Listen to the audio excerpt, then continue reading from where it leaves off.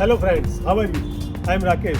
मैं आज आपको इवेंट प्लानिंग कैसे करते हैं पूरी डिटेल में बताऊंगा, तो प्लीज़ ये वीडियो एंड तक देखना और मेरी चैनल को सब्सक्राइब करके बेल बटन दबाना मत भूलना। हाँ दोस्तों, शुभ कार्य करने से पहले गणेश जी, अपने गुरु जी और कुल देवी को अपने कैसे भूल सकते हैं। अब दोस्तों, आप कोई भी इवेंट प्लान करते हो तो सबसे पहले आपको टाइम का इंपॉर्टेंस समझना होगा, नहीं तो इवेंट प्लानिंग करने का कोई मतलब नहीं है। पूरी इवेंट में टाइम का इंपॉर्टेंस बहुत ही मायने रखता है। शादी के मुहूर्त से लेके सारे फंक्शन टाइम पर ही होने चाहिए।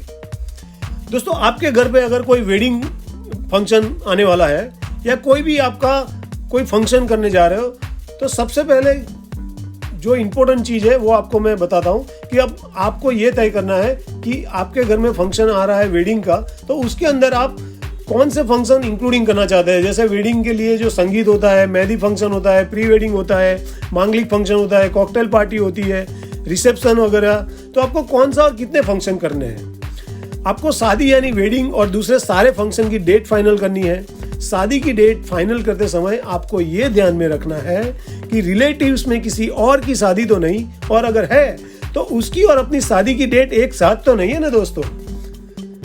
और कौन से फंक्शन में कितने गेस्ट आएंगे, उसका एक्सेल में नेम और नंबर के साथ लिस्ट तैयार करना है। लिस्ट फाइनल करते समय यह ध्यान में रखना है कि रिलेटिव्स के साथ साथ आपके फैमिली, फ्रेंड्स, पड़ोसी या कोई खास पर्सन को इनवाइट करना भूल ना जाए दोस्तों। उस लिस्ट के हिसाब से आप तय कर पाओगे कि कौन से फंक्शन में कितने पर्सन आएंगे। अब दोस्तों, अब आपको कौन से फंक्शन में कितना खर्च करना है या आपका कितना बजट है, उसकी पूरी डिटेल तैयार करनी होगी। दोस्तों, हर एक के माइंड में होता है कि कम से कम बजट में अच्छा फंक्शन करें।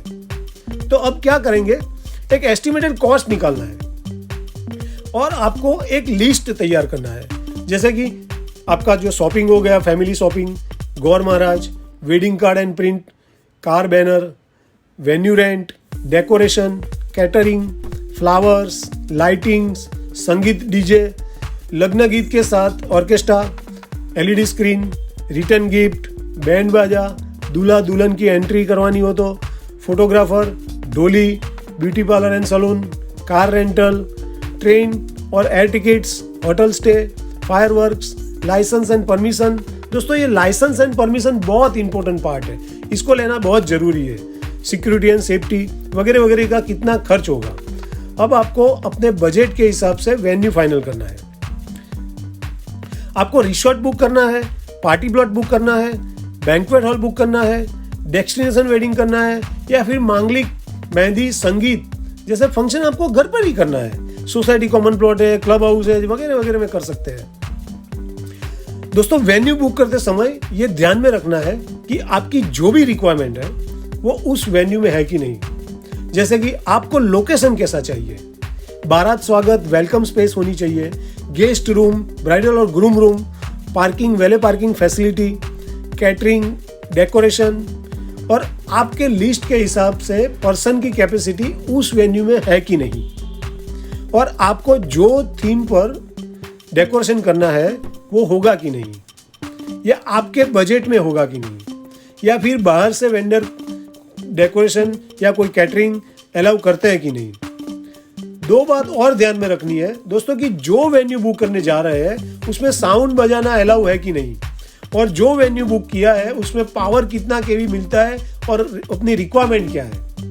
क्योंकि क्या होगा, अपने वेन्यू बुक कर लेंगे, उसके बाद में अपने को वही दिन पता चलेगा कि अपना संगीत डीजे प्रोग्राम है और वेन्यू वाले इतने ही केवी पावर दे रहे हैं। अब इमरजेंसी में जैसे जनरेटर कहाँ से लाए, ये क्या करे, वो क्या करे, तो पहले से अपने को प्लानिंग होगा कि इतना केवी रिक्वायरमेंट है, अपने को वेन्यू इतना दे रही है, तो अपने मैनेज कर सकते हैं। ये फाइनल करके आपने वेन्यू बुकिंग कर लिया, और आपको ग्रूम और ब्राइडल दोनों साइड के रीत रिवाज की जानकारी भी रखनी है, क्योंकि पूरे प्रोग्राम में कुछ भी कमी ना रह जाए दोस्तों। और अब प्री वेडिंग फोटोशूट करवाना है तो फोटोग्राफर से मिलकर वो भी प्लानिंग करना पड़ेगा। अब आपको आपके इनवाइटी को सेव द डेट का मैसेज करना है, तो आपको रिटर्न रिप्लाई में पता चल जाएगा कि कितने लोग कौन से फंक्शन में आने वाले हैं। और दोस्तों, आप आरएसवीपी कार्ड या मैसेज के रिटर्न रिप्लाई से भी पता कर सकते हैं कि कौन आने वाला है और कौन नहीं आने वाला। अब आपके कौन से फंक्शन में कितने लोग आने वाले हैं, कैटरिंग, में कितनी डिश ऑर्डर करनी है वो लिस्ट तैयार हो गया होगा, और उसके ऊपर से आपको कितने इनविटेशन प्रिंट करवाने हैं वो भी फाइनल हो जाएगा। हाँ दोस्तों, अब आपको वेडिंग कार्ड प्रिंट करने से पहले आपको फॉर्मेट तैयार करना है कि ग्रूम और ब्राइडल का नेम, उनके मदर और फादर का फुल नेम, कौन सी डेट को कौन सा फंक्शन है, वेन्यू कौन सा है, फंक्शन टाइमिंग क्या है, फैमिली के नाम लिखना है तो लिस्ट चाहिए, और इनवाइटी का फुल नेम, एड्रेस और कॉन्टैक्ट नंबर। और हाँ दोस्तों, आपको आपका कोई भी लोगो डिजाइन करवाना है तो वो भी कर सकते हो, या आप हैशटैग का कपल नेम भी बना सकते हो। आपके जितने भी फंक्शन हो वो हर एक वेन्यू के साथ आप उसका रूट मैप बना के वो भी डिजाइन करवा सकते हो, जैसे किसी को एड्रेस ढूंढने में परेशानी नहीं रहेगी। अब वेडिंग कार्ड का प्रूफ तैयार होने के बाद फैमिली मेंबर के साथ प्रूफ चेक करना है। प्रूफ डन करते ही फाइनल प्रिंट प्रोसेस करनी है। उसके बाद वेडिंग कार्ड लिखने की डेट और मुहूर्त फाइनल करके सारे इन्विटेशन आपने जो एक्सेल शीट तैयार की है उसके हिसाब से इन्विटेशन लिखना है और इन्विटेशन का डिस्ट्रीब्यूशन करना है।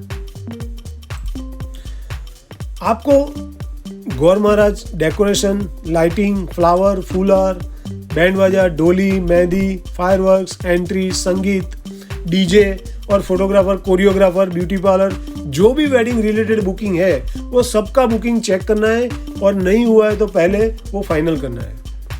उसके बाद सारे फैमिली मेंबर्स की शॉपिंग पूरी करनी है, हर एक फंक्शन के हिसाब से ड्रेसिंग की तैयारी करनी है, रिटर्न गिफ्ट की चॉइस और पैकिंग करनी है, और हाँ, अगर फैमिली परफॉर्मेंस है तो उसकी भी प्रैक्टिस करनी है दोस्तों। अब बारी आती है टेस्ट की। हाँ दोस्तों, पूरे फंक्शन में सबसे प्रिय होता है फूड। खाने का मजा आएगा तो उसका मजा ही कुछ और है। तो आपने हर एक अलग फंक्शन के लिए अलग अलग फूड डिश फाइनल की होगी।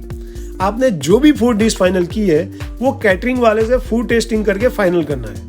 हाँ दोस्तों, आपने हर फंक्शन पर डिश के हिसाब से फाइनल किया हो तो आपको हर फंक्शन में डिश का काउंटिंग करना है और अपनी टीम को डिश पर ध्यान रखना है। दोस्तों, अब इम्पोर्टेंट पॉइंट, कौन सा गेस्ट कितने दिन पहले आने वाले हैं, कौन स्टे करने वाला है, किसकी रहने की व्यवस्था करनी है, किसकी ट्रैवलिंग की व्यवस्था करनी है, किसको कौन सी डेट को पिकअप और ड्रॉप करना है, उसका लिस्ट तैयार करके कोई जवाबदार व्यक्ति को ये जवाबदारी निभानी है। और हर एक दूसरे शहर से आने वाली व्यक्ति को मैनेजमेंट पर्सन वेलकम फोन करके उनके साथ कांटेक्ट में रहेगा। अब आपको हर एक वेंडर का कांटेक्ट नंबर की एक लिस्ट तैयार करनी है, और मैनेजमेंट करने वाले जो मेन लोग हैं उनका एक व्हाट्सएप ग्रुप बनाकर उसमें सारे नंबर ऐड करना है, तो सबको मैनेज करने में आसानी रहती है। अब आपके पास एक लिस्ट होगी कौन से वेंडर को कौन सा काम कौन से फंक्शन में करना है, और हर एक बुकिंग का ऑन पेपर डिटेल ले लो, नहीं तो बाद में ये होगा कि मैंने तो ये कहा था, मैंने तो ये समझा था। कोई भी वेंडर को काम नहीं करना या आपने जो भी डिस्कस करके बताया है वो नहीं करना, ऐसा नहीं होता।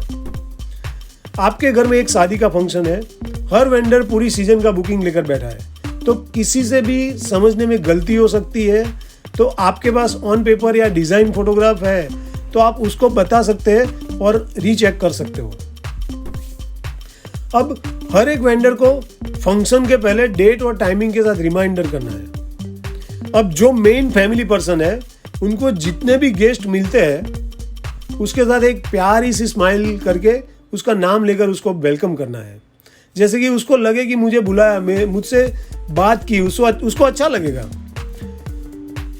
हाँ दोस्तों, अब इम्पोर्टेंट सबसे मेन बात, शादी के बाद तुरंत ही मैरिज रजिस्ट्रेशन करवाना मत भूलें, क्योंकि उसमें शादी कराने वाले महाराज की साइन और आईडी प्रूफ चाहिए और वेन्यू के पेपर्स भी चाहिए।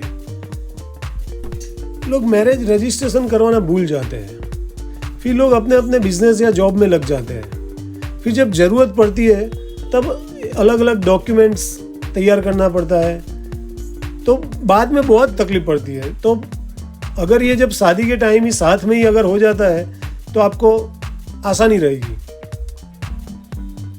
हाँ दोस्तों, अब आपने हनीमून का प्लान तो कर ही लिया होगा, तो न्यू मैरिड कपल को एडवांस में congratulation and best of luck.